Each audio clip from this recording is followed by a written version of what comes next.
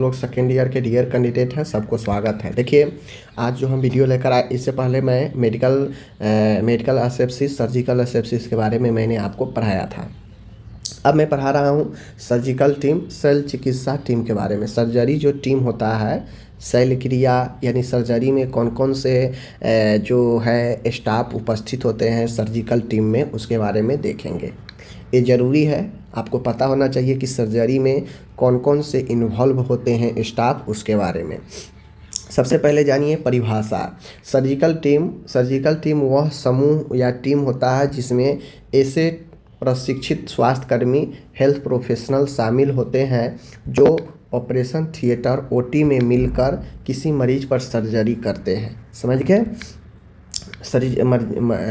Surgery करते हैं। हर सदस्य की एक विशिष्ट भूमिका और जिम्मेदारी होती है। देखिए, जो सर्जिकल टीम होता है, शल्य चिकित्सा जो दल होता है, इसमें सर्जिकल टीम में एक ग्रुप होता है। अब आप लोग जानते हैं कि जैसे 2-4 आदमी एक साथ मिलता है तो ग्रुप बन जाता है, तो इसी प्रकार से सर्जिकल टीम मतलब क्या? समूह। तो सर्जिकल टीम एक ऐसा समूह है जिसमें ट्रेनेड जो भी स्टाफ होते हैं, जो ट्रेनेड होते हैं, प्रोफेशनल, हेल्थ प्रोफेशनल होते हैं, वो शामिल होते हैं। अब ऐसा नहीं है कि किसी अनजान को भी रख लिया जाता है, नहीं, ट्रेनेड होते हैं और ये सब जो है आपका शामिल होते हैं सर्जरी में। जो क्या होता है, तो सीधा समझ लीजिए कि सर्जिकल टीम एक दल होता है, एक समूह होता है जिसमें वैसे कर्मी होते हैं जो प्रोफेशनल होते हैं, हेल्थ में, स्वास्थ्य में प्रशिक्षित होते हैं, वे सभी सर्जरी में शामिल होते हैं। समझ गए? ओटी में शामिल होते हैं, किसी मरीज को जो है सर्जरी में शामिल होते हैं। ठीक है? हर सदस्य की भूमिका अलग अलग होती है। अब जैसे उसमें डॉक्टर होते हैं तो डॉक्टर का काम है सर्जरी करना। कुछ ऐसे डॉक्टर होते हैं जिनका काम है बेहोशी का मॉनिटर करना, क्योंकि सर्जरी से पहले रोगी को बेहोशी किया जाता है ना, तो बेहोशी को भी मॉनिटर किया जाता है, जिसे एनेस्थेटिक डॉक्टर बोलते हैं। समझ गए? उसमें जो है ओटी असिस्टेंट होते हैं जो क्या करते हैं, असिस्ट करते हैं डॉक्टर को इक्विपमेंट वगैरह का। नर्स होती है उसमें। तो सभी का अलग अलग विशिष्ट काम होता है, उनके रोल के हिसाब से, उनके पोस्ट के हिसाब से उनका काम होता है। यही सर्जिकल टीम होता है। समझ गए? अब देखिए यहाँ पे सर्जिकल टीम के प्रकार। अभी जो सर्जिकल टीम होता है इसके प्रकार, तो सर्जिकल टीम के 2 भागों में बांटा जाता है। सर्जिकल टीम को 2 भागों में बांटा जाता है। कैसे? देखिए, पहला होता है स्टेराइल टीम मेंबर। ठीक है ना? स्टेराइल टीम मेंबर यानी निष्क्रिमित सदस्य। स्टेराइल मतलब होता है जो बिल्कुल स्टेराइड फील्ड में रहता है, जो सीधे ऑपरेटिव क्षेत्र, ऑपरेटिव फील्ड के संपर्क में आते हैं और हमेशा स्टेराइल रहते हैं। तो स्टेराइल कहने का मतलब है कि ये ऑपरेशन वाला एरिया में रहते हैं, जहाँ ओटी ऑपरेटिव होता है, ओटी चल रहा होता है, वहाँ पे मौजूद होते हैं, उस आसपास मौजूद होते हैं, तो उससे हम लोग स्टेराइल टीम मेंबर बोलते हैं, निष्क्रिमित सदस्य बोलते हैं। समझ गए? और इसमें शामिल क्या क्या है देख लीजिए। तो इसमें सर्जन होते हैं जो डायरेक्टली सर्जरी करते हैं। इसमें असिस्टेंट सर्जन होते हैं जो मेन सर्जन को सहायता करते हैं। इसमें स्क्रब नर्स, स्क्रब सिस्टर होती हैं। समझ गए? जो डायरेक्टली जो है वाइटल साइन वगैरह मॉनिटर वगैरह करने में, डॉक्टर को सहायता करने में भूमिका निभाती है। समझ गए? अब इसमें है नॉन स्टेराइल टीम। अब दूसरा जो है नॉन स्टेराइल टीम है। नॉन स्टेराइल टीम का मतलब है जो सीधे ऑपरेटिव क्षेत्र को तो नहीं छूते हैं पर सर्जरी के लिए सहायता करते हैं। अब ये जो नॉन स्टेराइल टीम होता है, ये डायरेक्टली जो है आपको ऑपरेटिव रूम जहाँ सर्जरी चल रहा होता है उस पास में तो उपस्थित नहीं होते हैं, लेकिन इनका रोल होता है ओटी में, सर्जरी में क्या करते हैं, ये सहायता करते हैं। वो नॉन स्टेराइज होता है, डायरेक्टली वो ऑपरेटिव क्षेत्र में नहीं। देखिए, स्टेराइज का मतलब क्या होता है आपको पता है ना, कि बिल्कुल कीटाणु मुक्त। तो ओटी के जगह पर बिल्कुल कीटाणु मुक्त जो है बना हुआ होता है माहौल, वहाँ पे जो भी उपस्थित होगा वो डायरेक्टली ऑपरेटिव वाला होगा। समझ गए?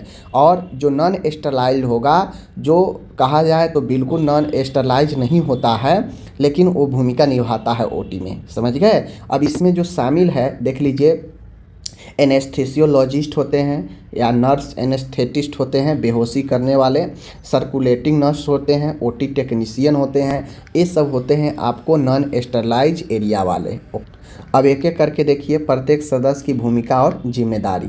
अब आप लोग देख लिए कौन कौन होते हैं। सर्जन होते हैं, स्क्रब नर्स होते हैं, सर्कुलेटरी नर्स होते हैं, एनेस्थेसियोलॉजी, ओटी टेक्नीशियन, ये सब होते हैं। तो पहला सर्जन, जिसे मुख्य सर्जन कहते हैं, इनका जिम्मेदारी है ऑपरेशन करना, नेतृत्व करना, ऑपरेशन की योजना बनाना, मरीज की स्थिति का मूल्यांकन करना, ठीक है, स्टेराइल तरीके से ऑपरेशन करता है, ऑपरेशन के बाद मरीजों की स्थिति की निगरानी करता है। तो मुख्य रूप से जो सर्जन होते हैं उनका काम है सर्जरी करना, मेन काम इनका सर्जरी करना होता है। समझ गए?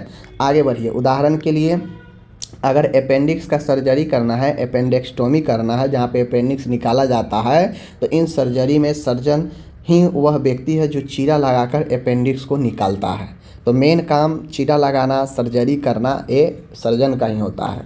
अब आगे मैं बात करूँ तो असिस्टेंट सर्जन, सहायक सर्जन जो होते हैं, इनका ये मुख्य सर्जन की मदद करते हैं। यह ब्लीडिंग को नियंत्रित करते हैं, टिश्यू पकड़ने, सिलाई करने में सहायता करते हैं। समझ गए?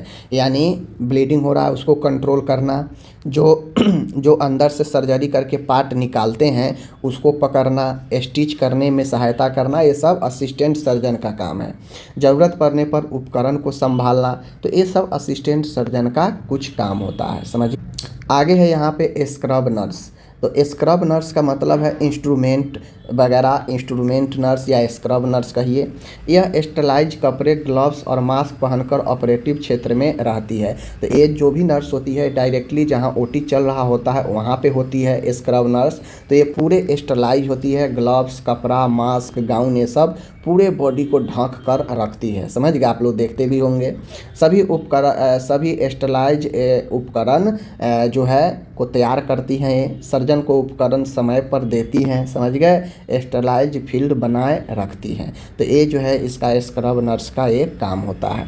उदाहरण के लिए सर्जन को स्कालपेल की ज़रूरत होती है तो स्क्रब नर्स उसे स्टर्ल ट्रे से उठाकर देती है। तो बेसिकली थोड़ा बहुत ओटी में नर्स का काम होता है कि मान गए अगर कोई मेडिसिन देना हो, लगाना हो, तो नर्स को बोलेंगे डॉक्टर, नर्स जो है मेडिसिन लगा देंगी। ठीक है?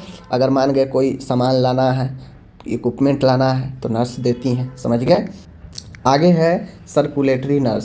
सर्कुलेटिंग नर्स का मतलब होता है यह नॉन स्टेराइज रहती है और ऑपरेटिंग रूम से बाहर कार्य संभालती है। समझ गए? तो जो सर्कुलेटिंग नर्स और स्क्रब नर्स में दोनों में अंतर समझ लीजिए। स्क्रब नर्स स्टेराइज फील्ड में रहती है, पूर्ण रूप से स्टेराइज होकर वह ऑपरेटिव रूम में रहती है अंदर में, जबकि सर्कुलेटिंग नर्स यह ओटी से बाहर रहती है, काम संभालती है। उपकरण और सामग्री लाना ले जाना इनका काम होता है। मरीज की पहचान करना, स्थिति और सुरक्षा की जांच करना, स्टेराइल टीम की सहायता करना, रिकॉर्डिंग और डॉक्यूमेंटेशन करना, रिसेप्शन एरिया में रहना, ये सब बाहर इनका काम होता है सर्कुलेटिंग नर्स का। जैसे अगर ओटी में किसी व्यक्ति उपकरण की आवश्यकता पड़े तो सर्कुलेटिंग नर्स उस ओटी स्टोर से लाकर देती है। समझ गए? तो ये बाहर रहती है, कोऑर्डिनेशन करती है अंदर वालों से। नेक्स्ट क्वेश्चन है एनेस्थेसियोलॉजिस्ट। मरीज को बेहोश एनेस्थेसिया करने की प्रक्रिया संभालना, यह डॉक्टर होते हैं जो एनेस्थेसिया में विशेषज्ञ रखते हैं बेहोशी करने के लिए। तो ये शामिल होते हैं इसमें। सर्जरी के दौरान मरीज की heart rate, BP, respiration, oxygen level की निगरानी करता है कि अगर मान गए बेहोश व्यक्ति है तो हो सकता है अचानक से उसका हार्ट रुक जाए, उसका बीपी रुक जाए, उसका श्वसन करना रुक जाए, ऑक्सीजन लेवल कम हो जाए, तो सर्जरी के दौरान ये लगातार मॉनिटर करते रहती है। समझ गए? सर्जरी के बाद मरीज को रिकवरी रूम में ट्रांसफ़र करता है, यह चेक करके कि हाँ मरीज अब बिल्कुल ठीक है, रिकवर पोजीशन में है, बेहोशी टूट चुका है, तो ये रिकवरी रूम में ट्रांसफ़र करता है एनेस्थेटिस्ट। समझ गए?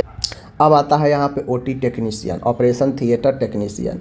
ओटी उपकरणों की जांच और मेंटेनेंस करता है, स्टेरलाइज प्रक्रिया में सहायता करता है, ओटी का तापमान, प्रकाश, गैस सप्लाई आदि देखता है, ऑक्सीजन गैस सप्लाई जो भी हो। सर्जिकल टीम को तकनीकी सहायता प्रदान करना। ओटी तकनीशियन इनका काम ही है तकनीकी रूप से सहायता करना। समझ गए? ये पूरे ओटी को अच्छे से वेल मेंटेनेंस बना कर रखना, ये ओटी टेक्नीशियन का काम होता है। बात समझ? अब एक सर्जिकल टीम के अच्छे सर्जरी के लिए, सफलता के लिए क्या क्या गुण होना चाहिए, तो टीम वर्क होना चाहिए। अच्छे सर्जरिकल रूप से अच्छे टीम को चलाने के लिए टीम वर्क होना चाहिए।